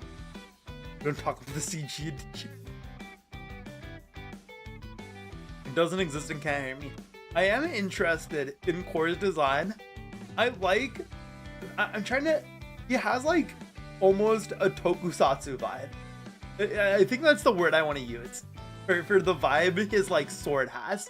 Like his sword and his fit kind of give me that kind of vibe. He looks cool. He kind of is dripped out. I don't think he's the protagonist with the most drip, because some of the protagonists have pretty good drip. He's in a pretty tough competition. There's a design to have Kamen Rider vibes. I definitely see it. I definitely see it. Especially his like arm shield thing. The arm shield thing looks like a morph device. I don't know if that's like an arm shield or like the scabbard for his sword. Because I can also see it being the scabbard for his sword.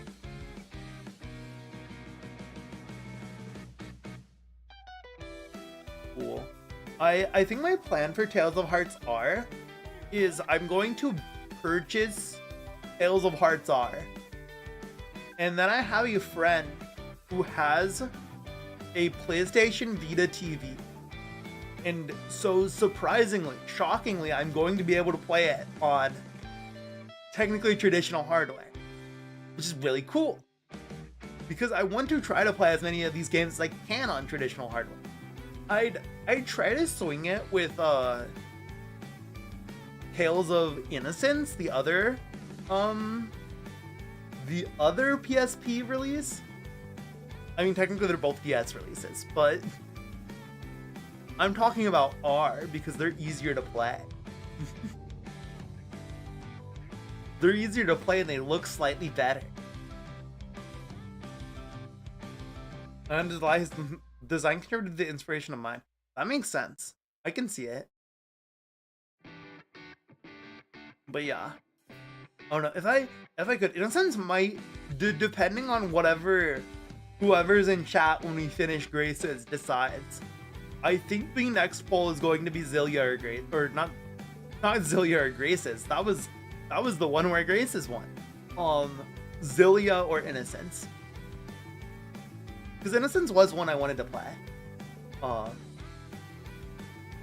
Looking forward to it. I think after that, whichever one wins from that, the next one going on the poll probably... It's a toss-up between whether I want to put Legendia or Abyss on. It's definitely going to be another PS2 one, though. One of the two remaining PS2 ones. I've played one of the PS2 gang. Technically 2 if you count Symphonia as one of the PS2 gang. Which it technically is a member of the PS2 gang. It was released on PS2 at some point.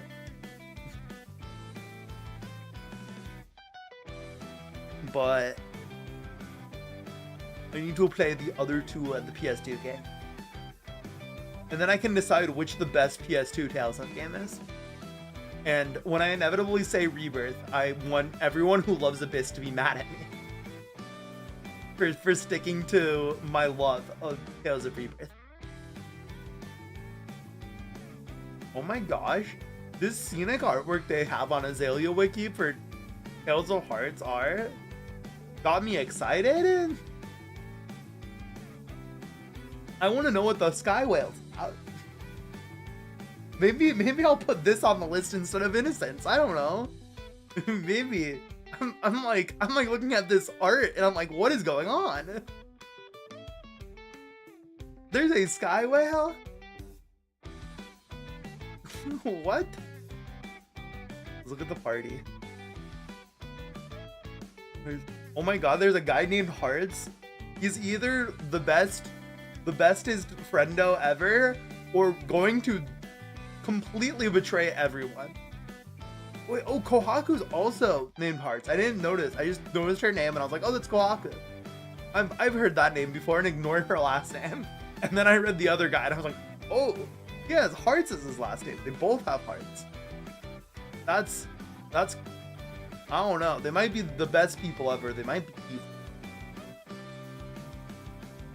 Is that the first time a protagonist in a Tales of game has had the title of the game in their name? And, like, I don't think that happens. That's interesting.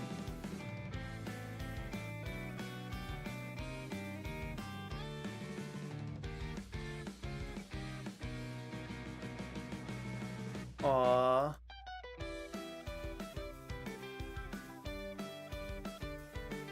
Oh my gosh. Gal Gruner is the funkiest man I've ever seen in a Tales of cast.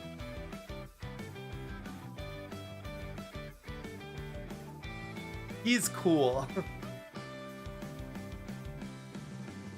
He's 45. Oh my god, is he the oldest part? No. There's the old man from Zillia. That guy is probably the oldest.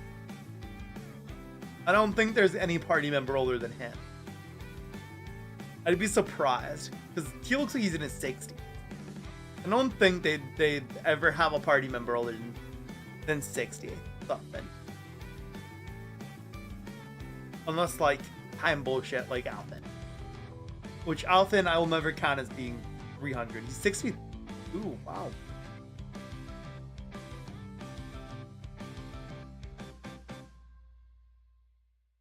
Ugh. Okay.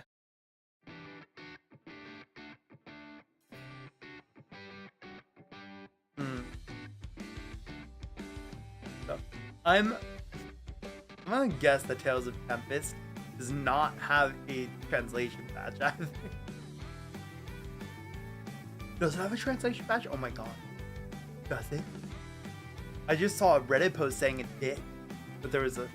Is there translation? I think it doesn't make sense. It's a short game.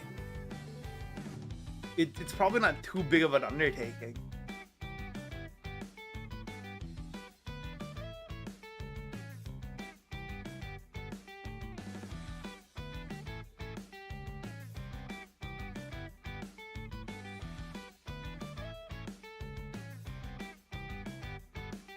Oh my god.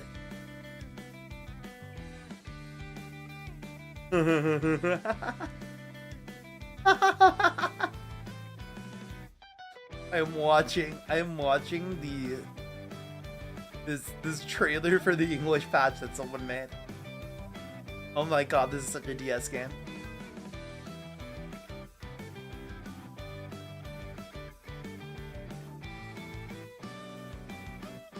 Kick out, break out, give up. Oh yeah. This song's a banger. I'm assuming that's the OP that I'm hearing right now. You guys can't see it. I could put it on my screen. I could indeed put this on my screen. I'm just paranoid after the last time when I put something that I was watching and listening to on the screen, and then I got a copyright strike on YouTube.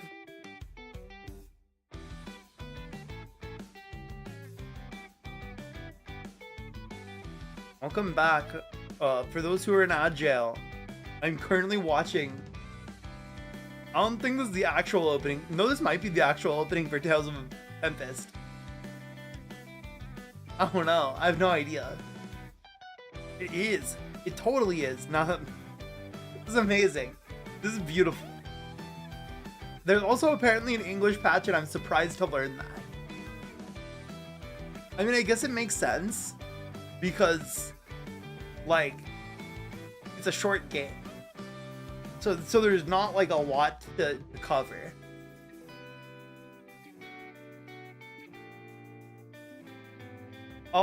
For a game that's being animated using the DS, I will say that this opening cutscene, the like animations that are like using the in-game models, are very like, what's the word?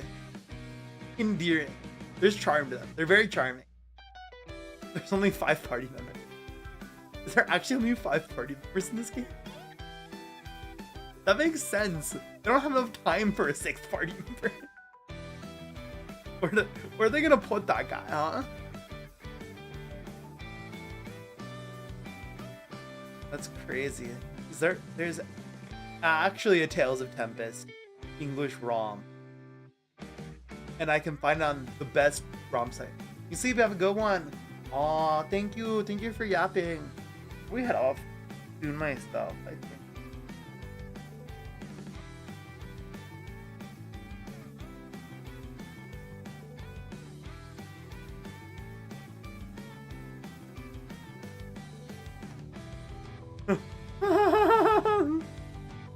I read.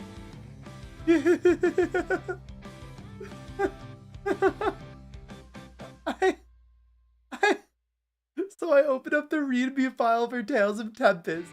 I opened up this README file for the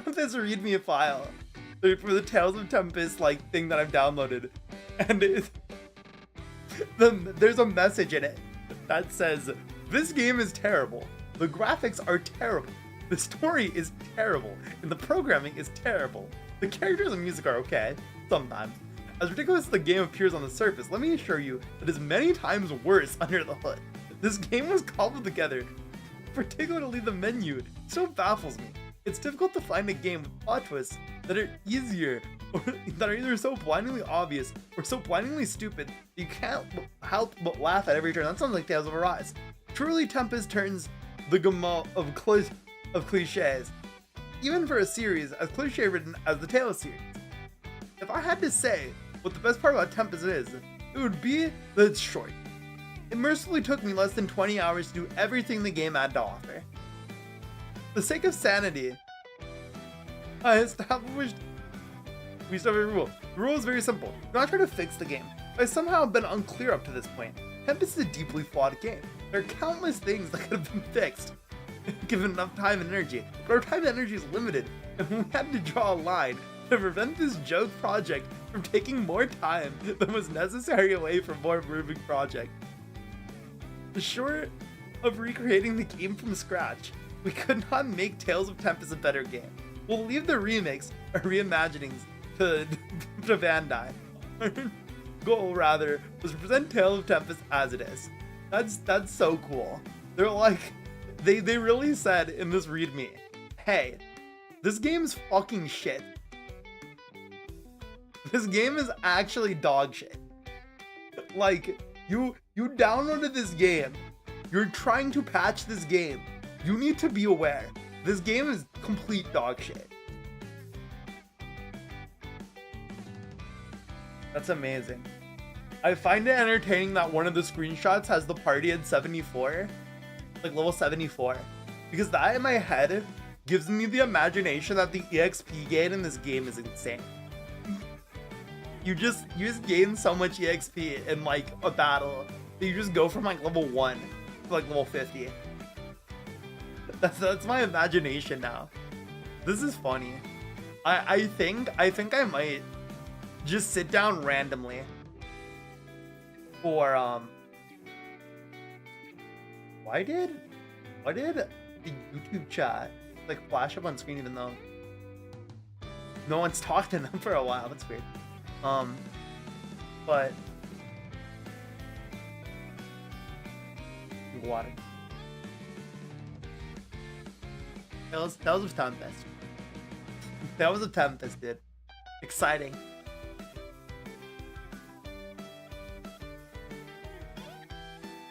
And I can honestly, chat, if I'm free, if I have free time this week, which I might, I probably do. There's some stuff I need to take care of. Chat. You know what? I'll leave this to whoever's here right now. We technically haven't finished Tales of Graces. I know Kyo said not to do it. Not to do a 10-hour stream. Do we do a 10-hour Tales of Tempest stream next? Yes? No. I might make it like on a Saturday too, so that I might make it next Saturday and like ask people to come and start like really early in the morning and just play the entire day. If I will make a hard stop if the game is longer than 12 hours, even if we're literally like right at the end. Unless we're like literally fighting the final boss, then I'll probably pull up a guide for it too. The entire time, because this is obviously the dog shit one. This one has been established as the dog shit one. The actual bad Tales of how long you can. What does it say? Yeah, approximately 11 hours. Complete for main story, 20 hours for main story and side quests, 37 hours for completionist. Okay. I plan to be neither of those things. In fact, I plan to be a speedrun. To be clear, chat. To be clear, our plan is to speedrun this game.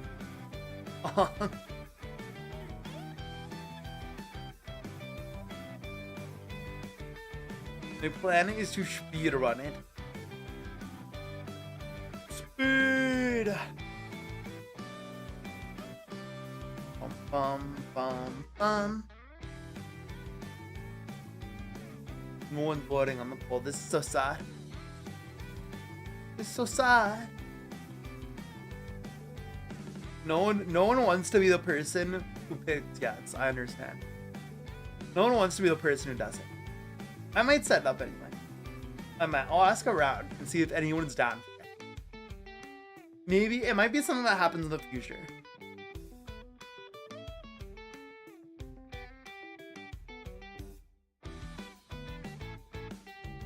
It might be something that happens in the future.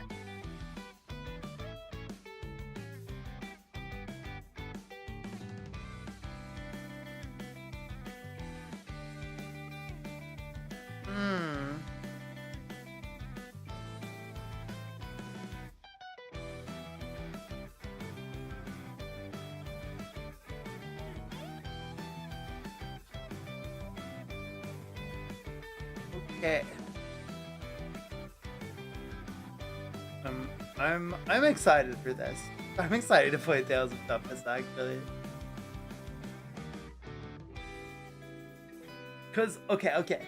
Here's the thing. Here's the reason why I'm excited to play Tales of Tempest versus like my dread of versus like how even though I know it's bad. I think that's the thing. With Arise, I didn't think it was bad. I thought it was a good game. I went into it thinking it was gonna be a really good game, and then I ended up not liking it. Which is why I don't think I'll have an adverse reaction to Tempest, because I know it's a bad game. I'm going into it knowing it's shit, and I think I'll enjoy it.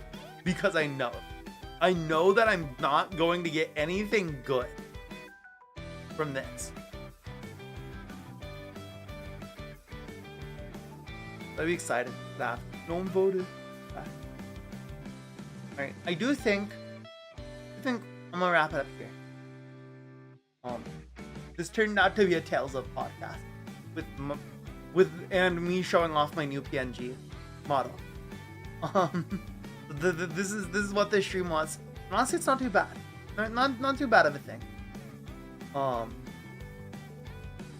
just want to do a little chatting stream. You know, we did it. Chat, we did it. We did a little chatting stream. We accomplished it. Yeah, I am going to raid. We're going to find someone to raid. And you know who smells like shit and I haven't raided in a while? Stinky man. A stinky man. Hoopsworth.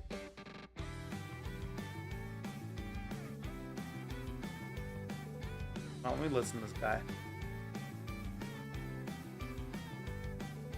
Wait. What if I... Hey. Cooper. Are you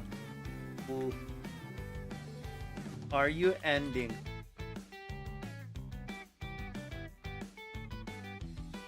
Is my audio not working on this plugin?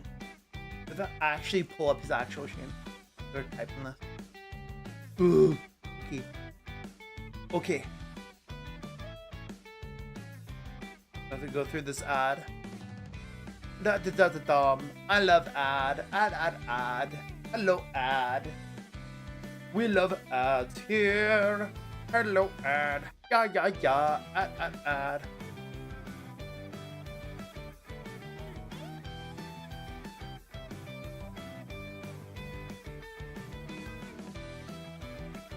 Bruh.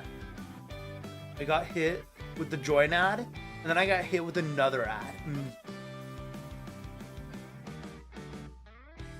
The fuck? That's the...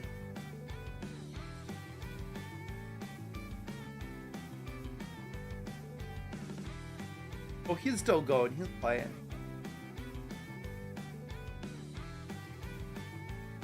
He's going. I'm raiding him.